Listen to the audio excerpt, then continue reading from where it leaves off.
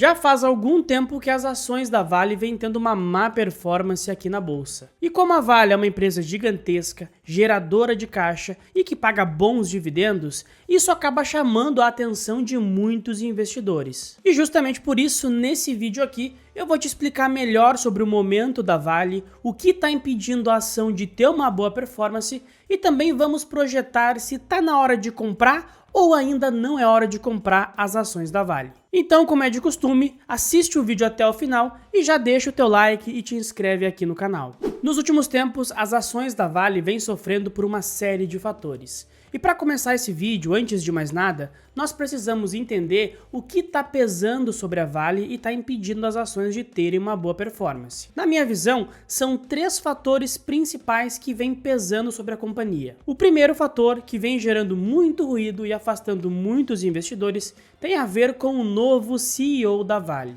Atualmente o CEO da Vale é o Eduardo Bartolomeu, e ele deixará de ocupar esse cargo em 2025. E a partir daí, iniciaram-se uma série de especulações sobre quem será o novo CEO da Vale. Cogita-se, inclusive, que o próprio Bartolomeu possa ser reconduzido ao cargo em 2025. Mas a especulação mais notória entre todas, sem dúvida nenhuma, foi o nome do Guido Mantega. Durante alguns bons meses, o nome do Mantega vinha sendo vinculado como possível novo CEO da Vale, e isso obviamente trouxe muitos ruídos para o papel. No entanto, recentemente, a Vale contratou uma Big Four, uma grande consultoria internacional, para buscar nomes que possam ser candidatos ao cargo de CEO da companhia. E ao que tudo indica, na minha visão, esse nome, o novo CEO da Vale, vai ser um nome de mercado. Não vai ser um agente político, não vai ser o Guido Mantega como muito se comentou. E quando isso acontecer, quando o novo CEO for anunciado, e se de fato for um cara de mercado,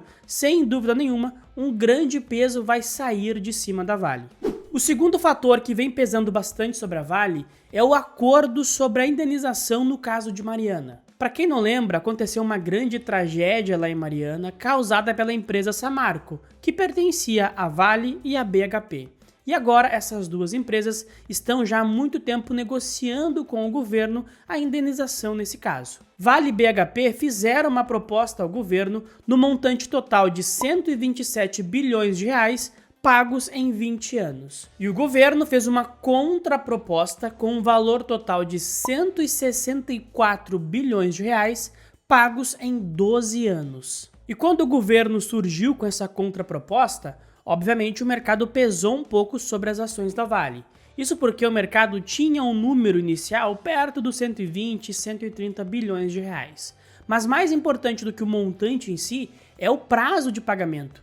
Pagar em 20 ou 12 anos é uma diferença muito grande. Esse pagamento em 12 anos pode comprometer bastante o fluxo de caixa da Vale por esse período, o que iria inevitavelmente comprometer os dividendos pagos pela companhia. Nesse momento, as negociações entre a Vale, a BHP e o governo federal seguem acontecendo, e tudo indica que nós teremos um valor no meio do caminho. Se esse valor ficar entre 140 bi, 142 bi, eu acho que o mercado pode gostar. Agora, se o valor ficar entre 150 e 155 bi, eu acho que o mercado pode pesar um pouco mais ainda sobre a Vale.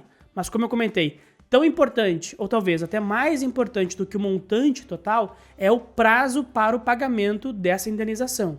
Antes de contar qual é o terceiro fator que está pesando sobre a Vale, deixa eu te lembrar de algo muito importante. Você pode ter a minha ajuda no dia a dia com os seus investimentos. Para isso, é só dar uma conferida nos links que estão aqui na descrição e no comentário fixado. Ali tem um link para minha assessoria de investimentos e também para minha mentoria individual. A assessoria de investimentos é exclusiva para investidores que tenham a partir de R$500 mil para investir. Já a mentoria é livre para todo mundo sem restrições. Portanto, vê qual das duas opções se encaixa melhor para você, clica no link, preencha o formulário que eu mesmo entro em contato para a gente conversar melhor. Agora, vamos voltar a falar da Vale.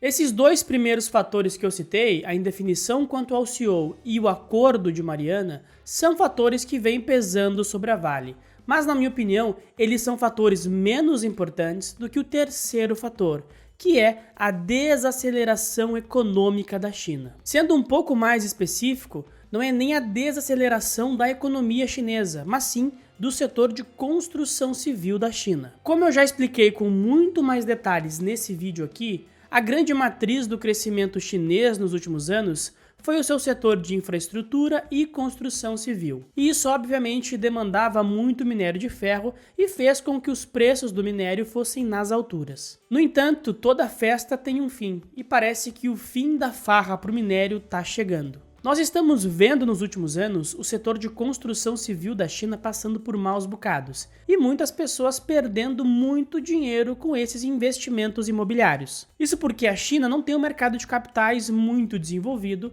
e é muito difícil para o cidadão chinês investir fora do país. Por conta disso, nos últimos anos, a grande poupança das pessoas era feita justamente em imóveis. E como dá para ver aqui nesse gráfico, o preço dos imóveis na China vem despencando nos últimos anos e a tendência é que continue caindo. Da mesma forma, o Real Estate Climate Index da China, que é basicamente um índice de sentimento para o setor imobiliário, também vem despencando e a tendência é que continue caindo. E por que a tendência é que o preço das casas e a demanda por novas casas continue caindo na China? Simplesmente porque a demografia da China está se invertendo. Ou seja, a população chinesa já começou a diminuir. E como dá para ver aqui nesse gráfico, a tendência é que haja um declínio muito forte na população da China nos próximos 20, 30 anos. E esse declínio populacional vem acontecendo também por uma série de fatores que eu expliquei muito melhor naquele vídeo que eu deixei no card anteriormente e também vou deixar esse mesmo vídeo aqui na tela final. Mas simplificando, tem casa sobrando na China. Tanto é que a gente chega a ver alguns vídeos de pessoas destruindo prédios, destruindo condomínios para tentar recriar uma demanda, o que na minha visão não vai acontecer. No entanto, a China é um país muito engenhoso. E justamente vendo que existia um problema muito grande no seu setor imobiliário e que inclusive poderia fazer a economia perder muita força, a China começou a procurar outras possibilidades de crescimento. E por sorte da Vale e das mineradoras, uma dessas avenidas de crescimento envolvia também o minério de ferro. Esse crescimento em questão veio da produção de aço. A China vem produzindo muito aço nos últimos meses e exportando para o restante do mundo, inclusive aqui para o Brasil. Tanto é que muitas siderúrgicas nacionais vêm reclamando e pleiteando uma tributação sobre o aço chinês, justamente porque esse aço vem muito barato lá da China. Mas, na minha visão, apesar de ser uma medida engenhosa, não é algo sustentável no longo prazo e eu acredito que não vai durar muito tempo. Até porque, quando a gente olha os estoques de aço na China, eles estão inclusive maiores do que no ano passado, o que já indica uma sobreoferta desse aço. E quando a gente olha os estoques de minério de ferro da China, então nem se fala. Os estoques de minério na China estão muito altos em comparação com os outros anos. E com tudo isso, com o aço chinês perdendo força e com o setor de construção civil cambaleante, a demanda para o minério de ferro vai ficar bastante comprometida. A não ser que surja um outro grande player que demande muito minério de ferro. Eu acredito que o grande candidato a esse posto é a Índia. No entanto, a Índia é um país gigantesco, assim como a China. Mas existe uma diferença muito grande entre China e Índia. A China é uma ditadura, ou seja, tudo é levado em rédea curta e é o governo que demanda o que vai acontecer. Enquanto a Índia é um país muito amplo, muito diversificado, com um sistema social bastante complexo, em outras palavras, é uma grande bagunça. Dessa forma, não dá para cravar que a Índia vai tomar o lugar da China como grande comprador de minério de ferro do mundo. E tudo isso, a demanda menor vindo da China e uma demanda ainda errante vindo da Índia, faz com que os preços do minério fiquem sofrendo e, consequentemente, empresas como a Vale também sofram bastante. Mas nem tudo são notícias ruins na Vale. Um ponto positivo da Vale, por exemplo, é que quando comparada com as suas duas principais concorrentes, BHP e Rio Tinto, a Vale tem um múltiplo muito inferior, o que indica um valuation que de certa maneira aguenta desaforo. Além disso, a Vale é a empresa com melhor eficiência no setor e a que tem o menor custo de produção. Dessa maneira, se o preço do minério continuar caindo, chegar em 90, 85 dólares, certamente as ações da Vale sofrerão, mas tem muita empresa, ou melhor, todas as empresas vão sofrer mais do que a Vale, justamente porque ela tem o menor custo de produção. E à medida que essas empresas comecem a sofrer, elas vão diminuir a sua produção, o que vai diminuir a oferta de minério e o que tende a aumentar os preços da commodity. E por fim, existe uma opcionalidade muito bacana na Vale, principalmente para quem pensa a longo prazo, que é a sua unidade de metais básicos. Há um tempo atrás, a Vale anunciou a venda de mais ou menos 13% da sua unidade de metais básicos por 3,4 bilhões de dólares, o que avaliou essa unidade da Vale em mais ou menos 26 bilhões de dólares. Só para a gente ter uma noção e poder comparar, a Vale hoje atualmente vale em bolsa 44 bilhões de dólares. Portanto, me parece que a Vale está bem descontada se a gente simplesmente fizer uma comparação com a sua unidade de metais básicos. Mas o mercado ainda não dá muito valor para isso.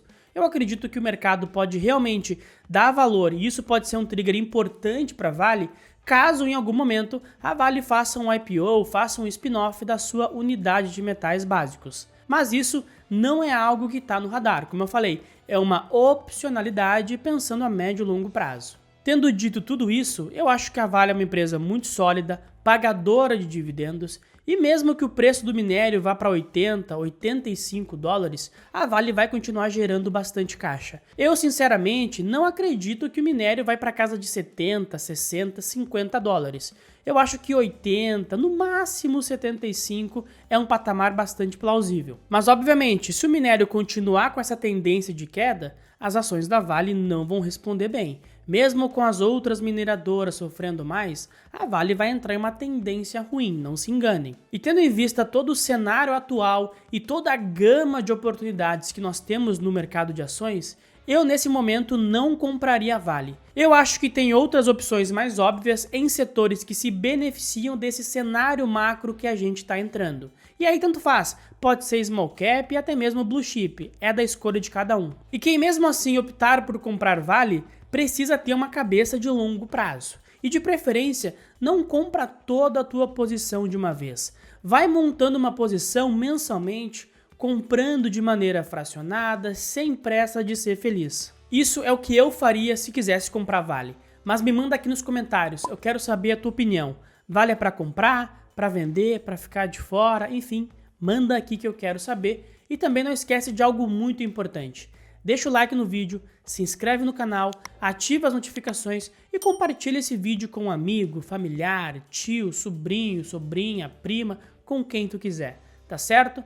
Muito obrigado pela atenção e até a próxima.